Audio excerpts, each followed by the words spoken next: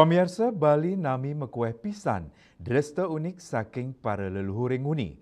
Silih tunggil nyane sering kepanggih ring wedangan desa inggih punika mepet.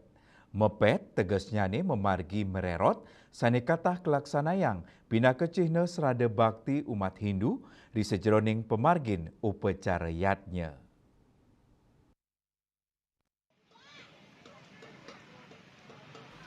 Mepet mawit saking kruna pet, artosnyane mererot nenten je ngedumunin.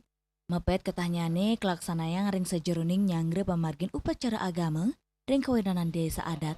Mepet kemeletin oleh para kerama istri sanis sampun mepayas, kerama istri sani nyun gebogan wiadin bebantanan, wentan talat mepet rau saking para anak alit.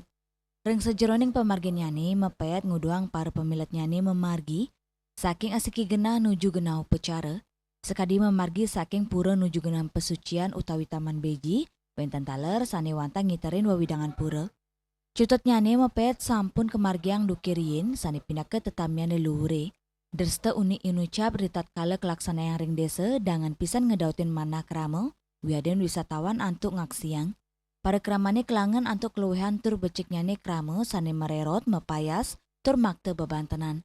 Mepet tios pinake Cina serada bakti umat taler nyenayang pesikian nang yang kerumaketan ritat kala ngawit ngarianin Banten wiadin mepidabdab kantos derste punika kelaksanayang.